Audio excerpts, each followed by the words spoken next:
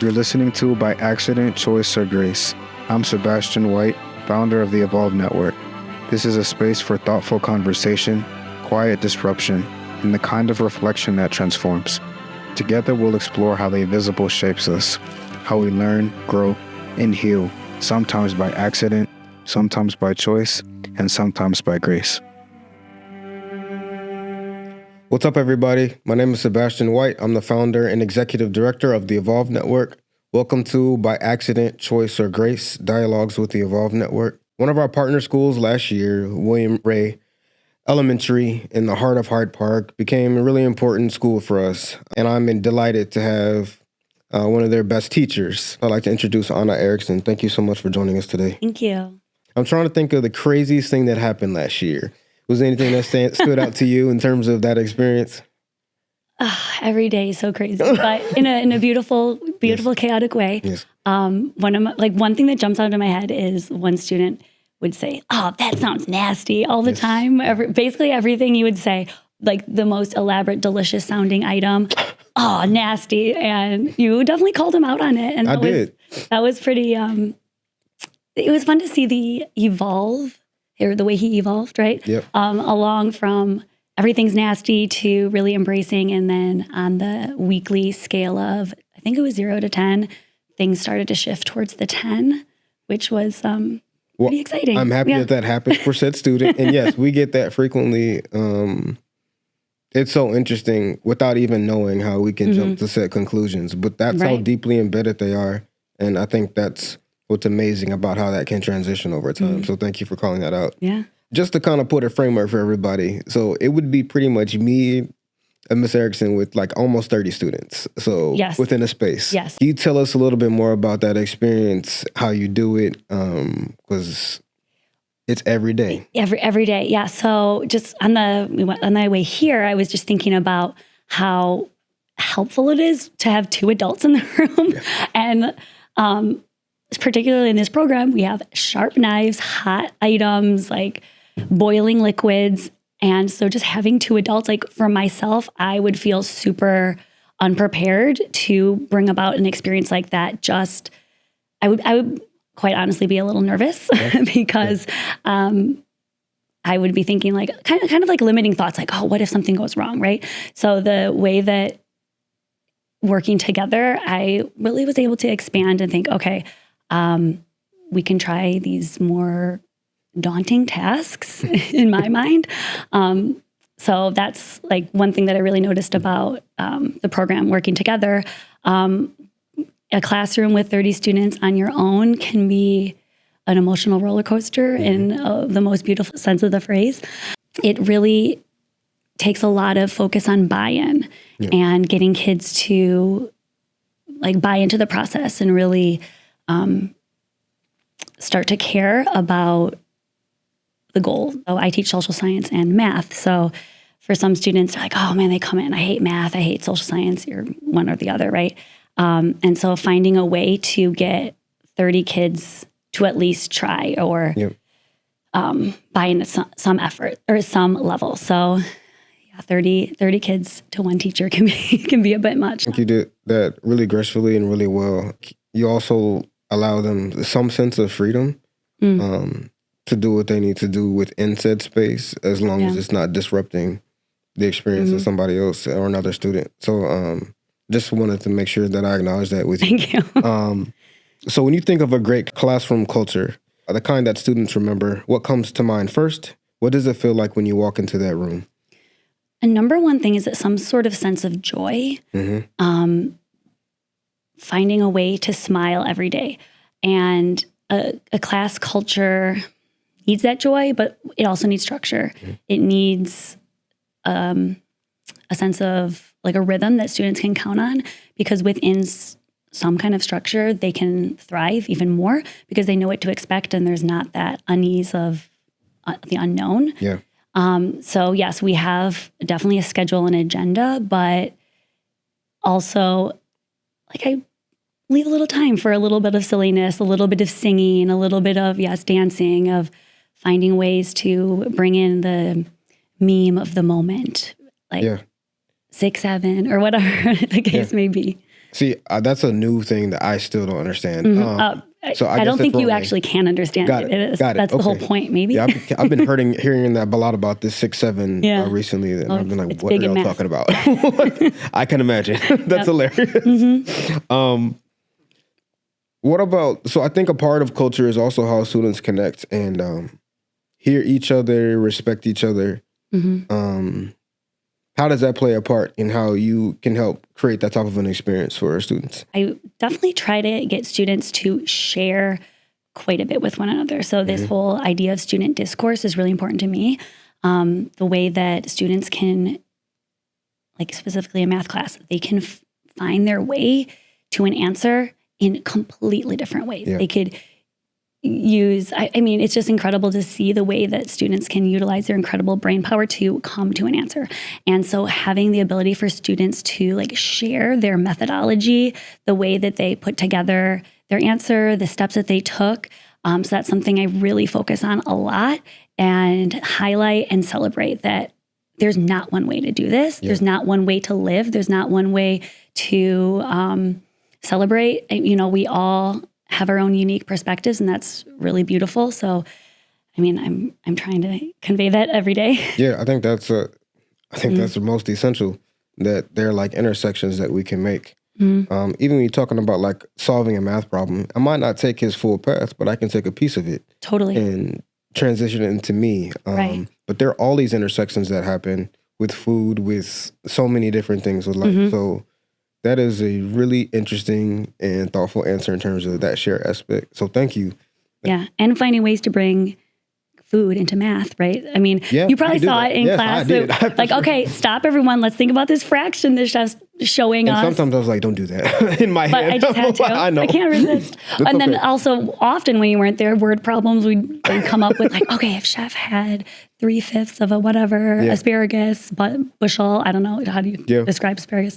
But yeah, I mean, finding ways to connect their lived experiences into the classroom, whether it's current events, whether it's math, or and like something so silly, like projects, having students have that voice, opportunity to express themselves within the confines of the classroom can be really powerful.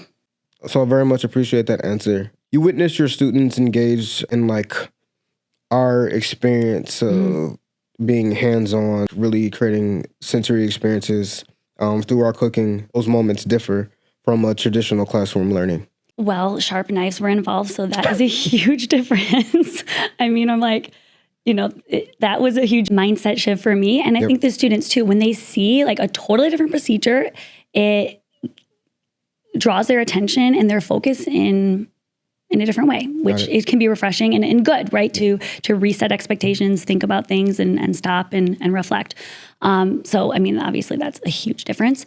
But so much of what happens in school builds upon each other, right? Day after day, we learn how to do fractions. Okay. Then we learn how to multiply them, divide them. And it adds on layer upon layer. And sometimes the payoff isn't easy for students to see. Yes, you're making progress day in and day out, but it's not always as apparent. Whereas with cooking, I mean, obviously some recipes, I'm sure, take extended periods, but for the most part, you were coming for an hour. We started with these items, put them together and made something delicious. So having that immediate result, I think was really meaningful and powerful for students to see, okay, I picked that little sprig of parsley and it came into this delicious sauce and I can do this in a short amount of time. Yeah, that makes sense to me because it is about that building and you have to be patient with it. And they get to see what they start with and what it's going to be. Exactly. They want that type of certainty and understanding too. I think a lot of kids carry that angst about what they are and what they're supposed to be, and what matters is all that in between, and they have to live in that. And this offers you an opportunity to see it. I think that creates hope, and that's another powerful message that I'm now adding to what we do in terms of these things. So I appreciate that. What need did you see surface most clearly during those programs, if there were any emotional, social, or otherwise? Yeah, one thing about cooking and shopping and all those types of things, like students had to be very present. And so often in society, we're multitasking, we're doing all kinds of things. But if you have a sharp knife in your hands, you can't be doing a bunch of things, right? So it really, I think, was a great opportunity for students to stop and really focus, let go of the technology, let go of whatever else was going on, to be in that moment. And I think that's an important skill for students to learn, both with cooking or with, sustaining reading attention for, it all goes hand in hand. So another thing was more of like a long-term need that, I myself need this too, is like thinking of ways to nourish your body and not always going for like prepackaged items, and seeing, okay, it is doable. It's not just something that chefs do at a restaurant. Like everybody can cook from scratch. Yeah. I often think about that day when I ask students what did they learn that wasn't related to like academics and the stuff that came out. Did any of it surprise you? Yes and no. I think one thing you did great is you really pushed them to not say the same answers and not talk about academics. Like you really held firm on that boundary. And I think that was really powerful for them to experience. Like, okay, I need to keep thinking. I needed to really dig deep.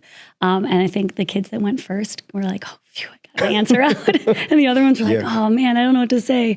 But the more they sat with it and thought about it, almost those like eureka moments started happening where they were able to really like, wow, this really was a meaningful program. And so often, we jump from one thing to the next, but having that time to reflect was really important. Kids are often being taught what to think versus how to think and establish it for themselves. So I hope these experiences allow them or push them in that direction so they're forced to think for themselves and challenge assumptions, kind of like we were talking about, pulling the rug from underneath you. And I think that forces you to choose. Did you see any adjustments in terms of their connectedness, in terms of how they related to one another, or able to hear each other's stories in different ways based upon whether what they were cooking at home, what they knew, what they enjoyed? Yeah, definitely the teamwork component was very powerful. That you did a great job of giving some groups various tasks, and that could also help to relate to the classroom, but also just out at recess. So last year, we teachers facilitated part of the recess block. And so we were outside with the kids and watching them engage. And just as the year progressed, the students were getting along better. They were also advocating for themselves and creating their own games, their own activities that weren't teacher-led. So they were able to, okay, we have a ball, we're going to play kickball, and we're going to organize into 2 teams, and we have rules. A few times they asked me to come over and be like the referee and things like that. But for the most part, it was all students sustained, and that just really improved throughout the year. So I think, having the ability to work together in those groups, to have a task, both with the Evolve Network programming, also translated to the classroom, but also like the free time and the way that they could work together peacefully and towards a common goal outside of the classroom as well. Yeah, that was a lot of what stood out to me in some of the responses that I heard during that time, is that teamwork aspect and what we can do together, and that message. I think that message is pretty special, and I'm happy that they were able to have that experience. I have such a deep respect for teachers, and what you have to negotiate in terms of teaching towards a test, in terms of all those types of things. How do you find a balance in terms of those requirements? Because it's not, they reflect on you as in who you are in a lot of ways. Totally. Yeah, you definitely feel a sense of pressure. I feel like that's increased throughout my duration as being a teacher. One way that, especially in math, because that's a very highly tested subject, is I always try to think about ways that we can make it more fun. So like that stupid example, like 6, 7. So many of my decimals are 6.6 and 7 tenths, right? It's, or a fraction or a decimal, whatever. So just like being a little joyful about it, being a little silly. We do a lot of I don't remember if you were ever, we probably heard some of our songs, so we sing math songs, and try not to focus too much on the test, because if you're having fun doing the math, if you're really putting your mind to it and working as a team, working together with it, it's going to come. Yep. And you will get those results better than if you're just going through a workbook and it's so dull, it doesn't really stick the same way. I agree. It's what I'm talking about, like transactional relationships with food or any other type of transaction. It becomes more meaningful if I have a memory, if I have a connection to it. Something else I want to acknowledge is how many times that you said joy in the classroom and how important that is, and how many classrooms that there isn't joy, and how meaningful that is to create a space like that kids want to be a part of, they want to be in, and how that changes how they show up in so many ways. Yeah. I think we often forget that kids live the human experience too, and they have the same fears, griefs, anxieties, emotions that we do, and what stepping into a space that can create joy can do in terms of adjusting a person's day. Is there anything that you do to get a feel for where your class is at emotionally, like individually, and how that impacts them as a group? Oh, absolutely. Well, and just to speak on that joy, we had the program last year on Wednesdays, and students, chef coming today, because it was we always wear green on Wednesdays. So I have my Ray Warrior green. We wear green on Wednesdays, and we had cooking on Wednesdays, and like, it's cooking day. It's a cooking day, and we would alternate every other week. So the other fifth grade class would get chef that every other week, and the week that we wouldn't have cooking was it was a little bit somber. But the weeks that we did was like, yes, we have chef today. They just would be just so overjoyed. So one way to bring that joy into the classroom is find programs, find different ways to connect with students, right? Not every student is going to love cooking the way some others would, but the joy is infectious too. And doing something a little different is important. Other ways I find to connect with students is just like, for example, every single day, greeting every single student face to face, you get a read on how they're coming in. Finding ways to connect with students about their extracurriculars. Like, for example, I coach the boys and girls soccer teams at the school. Other programs that other teachers do, like art-based programs, or other teachers do board games, all sorts of things, finding ways for kids to feel at home and comfortable in a community that has something for them that they can relate to, because every student's different, and we talk about that, and we acknowledge that, we verbalize that in the class, that we're all different, we all have different strengths, and it's really cool to see various opportunities in the way that us teachers at the school try to find those connections with students. And then it's just even the check-in or supporting a student. Over the years, I've been to dance recitals, football games, all kinds of things on the weekends, so that you can show the students, if you invited me, I'm going to try to show up, right? Because I care about you. Or even, I know you have a gymnastics meet this weekend. How'd it go?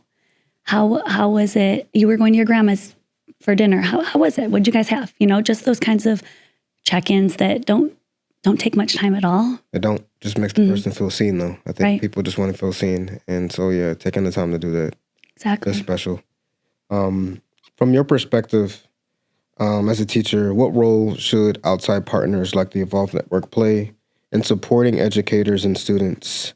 What do you wish more programs understood about what the kids really need? Having another adult in the classroom can be so helpful.